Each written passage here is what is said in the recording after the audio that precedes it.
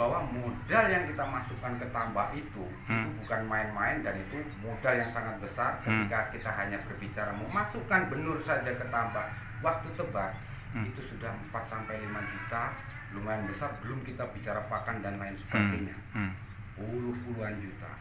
Akhirnya setelah mereka sadar, SDM itu kita benahi, kita bikin komitmen bahwa inlet ini milik bersama, sub inlet, main inlet ini milik bersama. Kalau kita mau berbudidaya, jangan berani-berani mengganggu inlet ini. Biotanya, kualitas airnya jangan kalian rusak. Setuju? Mereka paham. Akhirnya kita kompak seperti itu.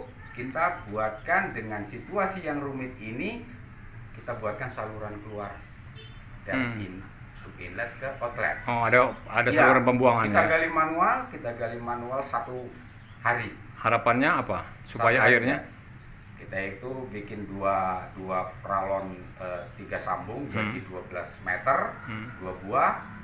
Itu untuk pembuangan total sub inlet. Langkah pertama pembuangan sub total inlet. Supaya airnya itu sirkulasi, air total virus kaunnya terbuang, kemudian total amonianya berkurang. Lalu ada langkah lagi ya. Setelah itu kapasitas pembuangan sub inlet kita itu dikatakan kering, nggak bisa kering total kan? Betul. Nggak bisa kering total. Jadi selama ini standarnya ketika air yang dari setengah jalur sampai ke blockingan main inlet itu sudah kering, itu artinya sudah dianggap total. Karena apa? Karena setengah yang ada airnya itu untuk habitat biar tetap hidup, ikan segala macam itu. Oh, itu nggak dibuang ya? Karena itu rantai kehidupan yang jangan sampai dibuang. Kita mengeringkan inlet, tapi biota ini jangan sampai terbuang. Kalau perlu nanti kita tambahin dengan nila gip atau ikan nila yang itu sangat membantu proses rantai makanan untuk kualitas air sub inlet. Setelah pengeringan total kan, saya hitung kebutuhan kapur CaCO3. CaCO3 itu untuk menaikkan tingkat kesuburan. Kapur CaCO itu untuk menaikkan tingkat kesuburan atau alkalinitas itu yang sebelumnya di bawah 80 ppm dia naik ke 120 ppm. Dan memang standarnya harus minimal 120 ppm itu untuk standar total alkalinitas atau tingkat kesuburannya. Kita naikkan. Jadi satu sub inlet itu kapasitasnya 2 ton kan. 2 ton CaCO3. Kaptennya itu. Kami hitung. Kemudian kami hitung rupanya satu tambak kalau 2 ton itu satu tambak 1 sak. Artinya satu kakak. Satu petambak itu 2 sak. Satu sumbangan. Satu petambak itu 2 sak. Mereka sendiri-sendiri kan. Sukarela memang itu untuk kebutuhan bersama karena itu memang kita pupuk agar mereka pun memiliki sub inlet itu, punya rasa memiliki. Ini sudah saya olah, kalau ada orang mengganggu, saya sikat kan gitu kan. Jadi antusias ya warga. Antusias. Setelah pelajaran yang SDM ini tadi sudah kita benahi, mereka antusias. Jadi setelah pengapuran langsung kita gelontor lagi, blockingan kita buka, gelontor lagi, airnya luar biasa kan. Kita masukkan air baru. Bagusnya airnya mengkilat, hijau kecoklatan.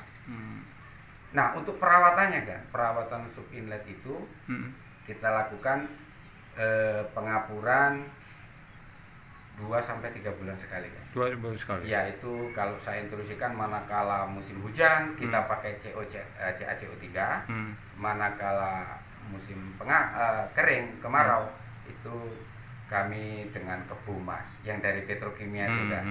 Karena di situ ada komplit, di situ 80% CaCO, kemudian yang 20% ini campuran TSP sama urea.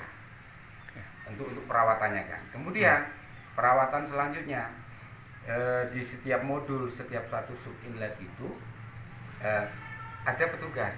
Dilarangnya juga sukarela kan. Petugas yang di ujung nomor 10. Di masing-masing sub inlet. Ya, di nomor 10 seperti kalau di 37 ada Jeki, kemudian ada Bambang, ada Nur Wahid, ada saya.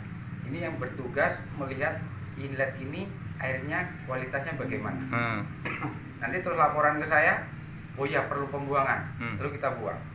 Ada indikatornya ketika sub inlet ini dikatakan kurang layak untuk dimasukkan ke tambak. 1, air itu sudah ngesap, warnanya ngesap.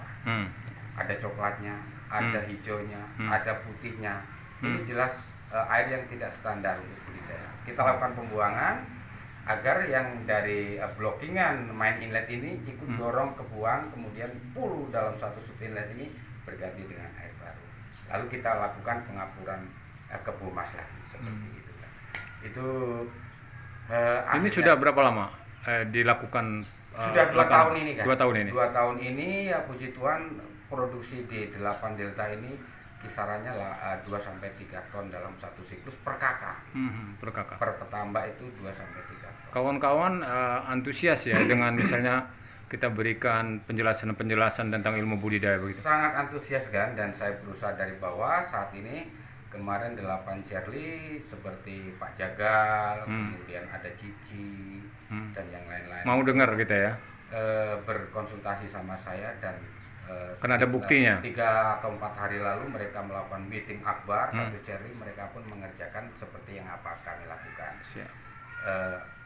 Harapan kami seperti itu kan, karena budidaya kita itu bersifat akumulatif. Nggak bisa kita berbudidaya sendiri tanpa ditopang lingkungan juga yang sehat.